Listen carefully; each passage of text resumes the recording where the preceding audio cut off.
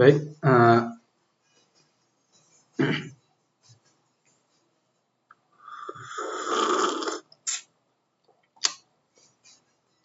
Assalamualaikum warahmatullahi wabarakatuh. Perkenalkan, nama saya Fadil Sanu Siddiq dengan NIM 2411532013 dari Departemen Informatika Fakultas Teknologi Informasi Universitas Andalas.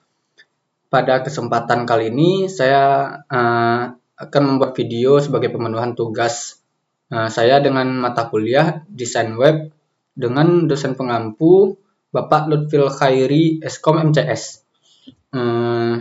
Baik, untuk yang pertama mungkin kita masuk ke pembacaan materi terlebih dahulu dari pertemuan 1 sampai pertemuan 7.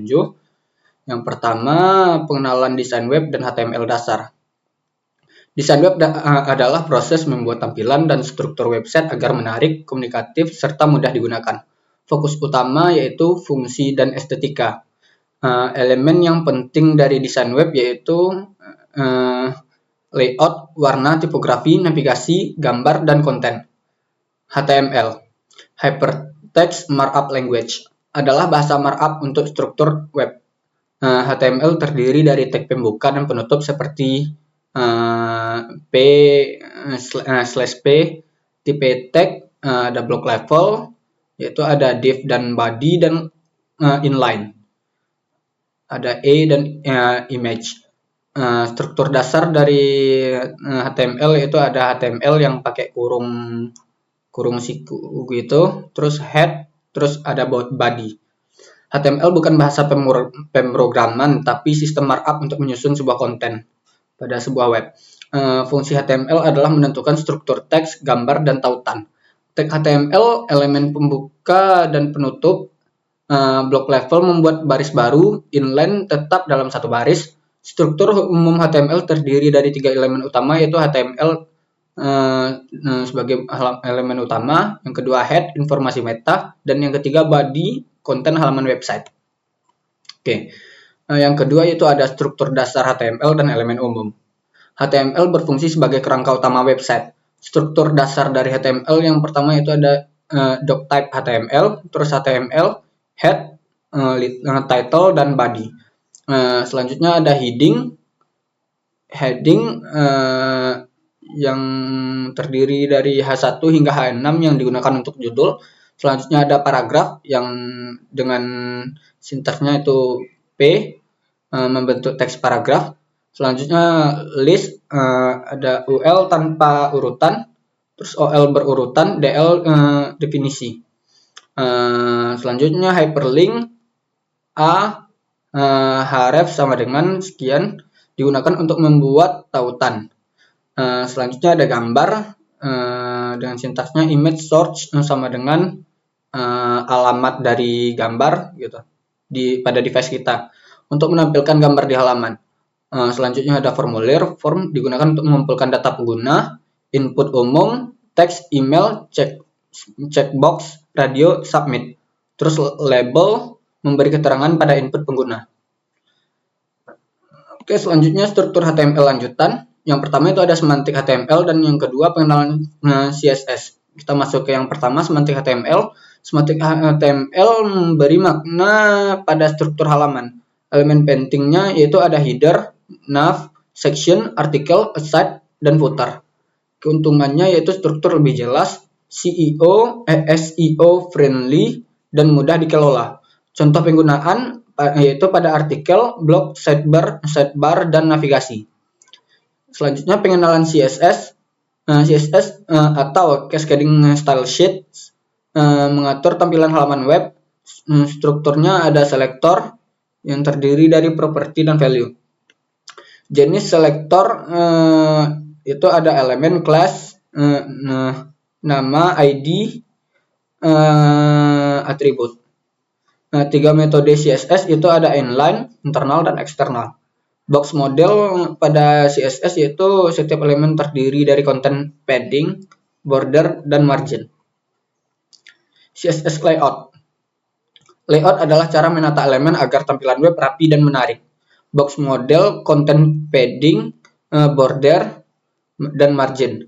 Property position, static relative, absolute, fixed, sticky, float, dan clear digunakan untuk Float dan clear digunakan untuk layout kolom dan teks mengalir. Flexbox tata letak satu dimensi, yaitu baris atau kolom. Properti pentingnya yaitu flex direction, justify content, dan align items.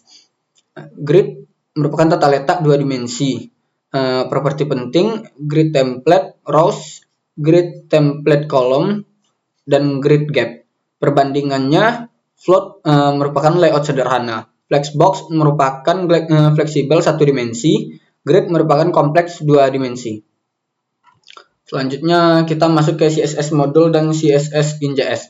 CSS module membuat style spesifik dan terisolasi antar komponen, mencegah konflik nama kelas dan menjaga modularitas.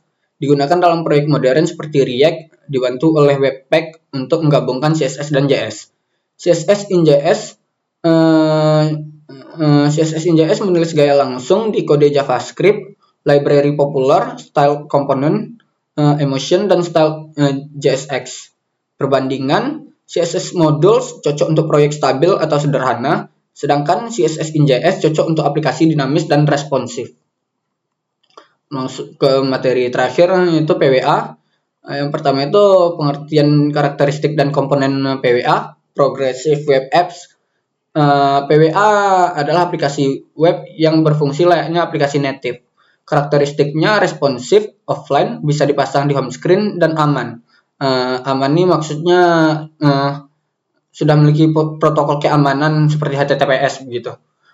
Selanjutnya komponen utamanya ada web app manifest, metadata aplikasi, yang kedua service worker, script background untuk caching atau offline, yang ketiga itu HTTPS, keamanan data, keamanan, dan fitur PWA. Fitur tambahan dari PWA yang pertama itu ada Fetch API, digunakan untuk komunikasi dengan server. Yang kedua ada strategi caching, first, network first, style while revalidate. Selanjutnya best practice. Best practice dari PWA yang pertama itu mengoptimalkan performa dan ukuran file. Yang kedua, menggunakan notifikasi yang relevan. Ketiga, uji pada berbagai perangkat dan jaringan. Yang keempat, pastikan PWA selalu update. Oke, selanjutnya kita masuk ke mengubah.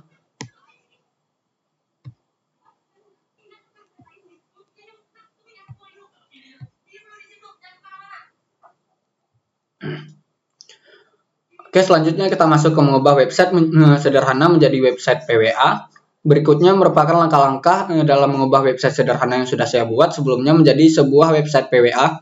Langkah-langkah yang perlu kita lakukan mulai dari menambahkan file manifest.json, membuat service worker, mengimplementasikan caching strategis, dan menambahkan fitur offline. Oke, yang pertama perlu kita lakukan itu menambahkan file manifest.json. Kita tinggal membuat file baru pada folder program kita. Yang pertama kita tambahkan yaitu ada ini, terus dilanjutkan dengan ini. Ini itu kurang lebih seperti ini ya teman-teman, maksudnya name dan short name ini merupakan nama lengkap dan nama singkat dari aplikasi yang dibuat. Terus description ini untuk mendeskripsikan aplikasi yang dibuat. Start URL ini untuk menampilkan halaman pertama halaman pertama yang akan ditampilkan ketika aplikasi dijalankan. Jadi maksudnya itu ketika kita mulai menjalankan aplikasi, halaman yang akan ditampilkan pertama kali itu adalah halaman index.html. Dan display standalone ini membuat tampilan seperti aplikasi. Selanjutnya background dan theme color ini untuk background dan tema warna background dan tema warna pada aplikasi yang dibuat. Ini menggunakan kode warna ya teman-teman. Ini arti kode warnanya itu orange senja gitu. Selanjutnya orientation, mengunci aplikasi ke mode portrait. Selanjutnya ini icon ini untuk logo website ya teman-teman. Untuk logo website iconnya itu dengan format PNG. Ini sesuaikan alamat dari gambar yang akan kita gunakan ya teman-teman, sesuai dengan yang ada di device kita. Oke, selanjutnya kita membuat service worker. Service worker ini ya kita pertama perlu membuat ini, yang kedua dan dilanjutkan dengan ini. Ini itu ada event listener ya teman-teman. Itu tuh tujuannya untuk install, dijalankan saat service worker pertama kali dipasang. Selanjutnya itu ada activate untuk mengaktifkan, untuk yang berjalan ketika service worker baru aktif. Oke, ini masih sama lah kurang lebih.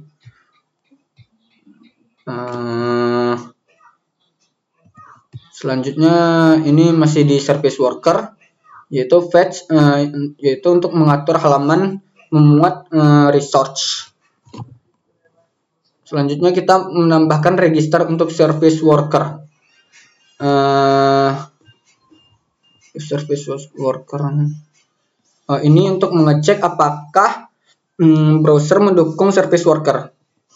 Selanjutnya event listener, menunggu sampai seluruh halaman selesai dimuat ya teman-teman. Ini nantinya untuk menggabungkan, ini itu sebagai perantara lah nanti itu untuk kita bisa memanggil service workernya, jadi melalui ini ya teman-teman. Selanjutnya menambahkan fitur offline. Di sini bisa kita lihat, ini juga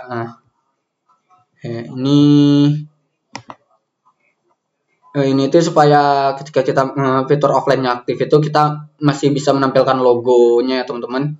Selanjutnya ini body ini untuk tampilan pada saat website kita dalam mode offline. Selanjutnya ini juga merupakan tampilannya gitu. Ini akan aktif ketika user dalam keadaan tidak memiliki koneksi internet gitu. Dia akan aktif secara otomatis. Lalu bagaimana cara mengkonfigurasikannya ke PWA? Berikut cara konfigurasi PWA, service worker, dan tampilan offline ke halaman website. Yang pertama itu ada dari manifest.json. Itu kita menggunakan link rel manifest href manifest.json ini. Terus untuk logo dan juga tema color, tema warna itu akan kita tambahkan di bagian awal dari setiap halaman website yang kita buat, seperti ini ya teman-teman. Misal kita masuk ke halaman pertama index.html, itu akan kita buat di bagian sini dengan rel manifest.json. Selanjutnya itu di bagian head ya teman-teman.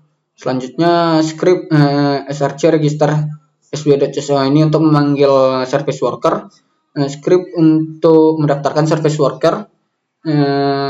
File pada JavaScript yang membuat web bisa berjalan offline, menyimpan cache dan menerima notifikasi. Lalu defer untuk memastikan script dijalankan setelah HTML selesai dimuat. Ini kita tambahkan di bagian ini ya teman-teman, di bawah dari manifest tadi. Selanjutnya itu ada menampilkan peringatan jika user sedang offline dan menampilkan halaman offline HTML. Ini kurang lebih bentuk kode programnya teman-teman. Ini kita tambahkan di bagian script. Alhamdulillah. Di bagian script, di sini ya teman-teman. Oke, selanjutnya kita masuk ke demonstrasi website PWA. Oke, sebelum masuk ke website PWA-nya, kita coba masuk ke website sederhana yang saya buat sebelumnya dulu ya teman-teman. Berikut merupakan tampilan utamanya. Ini menu di tampilan home, dan ketika kita klik di about me, dia akan menambahkan tab baru. Coba kita pindah ke my contact, dia tidak akan menambah tab baru, melainkan hanya di tab tersebut. Terus kita kembali lagi ke about me. Di my contact ini ada semacam form yang bisa kita isikan. Oke, ini kurang lebihnya tampilannya, dan ketika kita klik home kembali, dia akan menutup tab yang sebelum yang ditambahkan tadi, lalu kembali ke tab sebelumnya di indeks HTML. Selanjutnya kita coba masuk ke website PWA ya teman-teman. Oke, di sini. Di sini website PWA saya itu masih kurang lebih bentukannya sama lah sama indeks HTML tadi. Yang menjadi perbedaan di sini apa? Yang pertama itu di sini sudah bisa di download ya teman-teman. Ini ke dalam bentuk aplikasi. Ini bentuk aplikasinya. Oke. Ini ketika website saya di dalam bentuk aplikasi. Ini sudah bisa di download ya teman-teman. Lihat dulu mode offline-nya. Seperti yang teman-teman lihat di sini, kita walaupun kita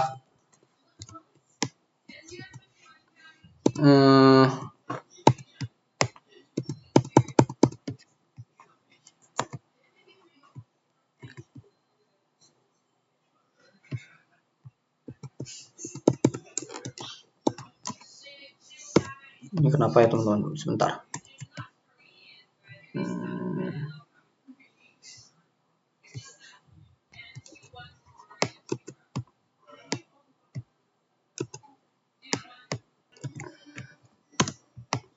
Ini teman-teman untuk tampilan.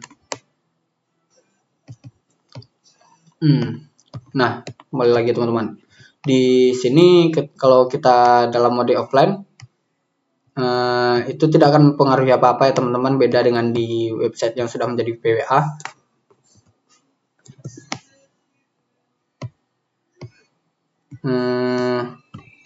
Ini dia.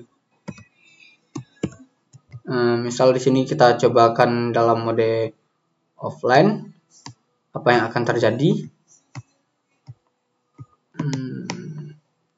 Di sini kita refresh. Nah, akan muncul tampilan seperti ini ya teman-teman. Anda sedang offline. Mohon periksa koneksi internet Anda. Beberapa fitur mungkin tidak tersedia begitu. Sedangkan di indeks HTML kalau kita dalam keadaan offline dia bagaimana? Itu tidak akan mempengaruhi apa-apa ya teman-teman. Jika filenya belum itu kita ubah jadi PWA, ini sudah saya refresh, itu tetap dalam keadaan seperti ini ya teman-teman. Jika kita dalam mode offline-nya. Oke, selanjutnya ini kita coba kembali lagi ke tampilan website yang sudah menjadi PWA. Oke, jadi untuk ini my context segala macamnya itu sama ya teman-teman. Jadi begitu demonstrasinya. Oke, kita coba lanjut lagi. Itulah demonstrasi website PWA yang sudah saya buat. Itu sudah bisa diunduh dan sudah tersedia mode offline juga.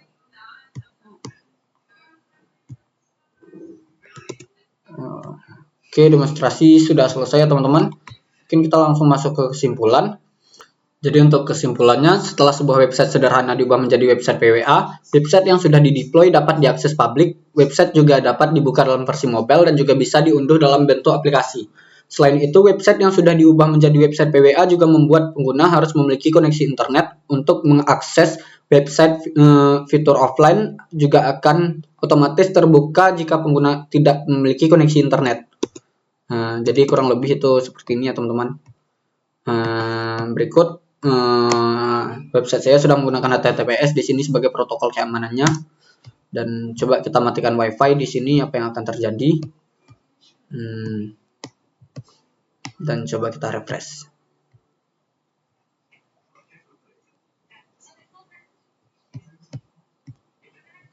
Begitu ya teman-teman, Anda sedang offline. Ya, jadi begitulah demonstrasi tambahan sedikit dari website saya. Oke, terima kasih karena sudah mendengarkan dari awal hingga akhir. Jika ada kata-kata yang salah dan kurang, saya mohon maaf. Saya akhiri dengan wassalamualaikum warahmatullahi wabarakatuh. Jangan lupa like, komen, dan subscribe.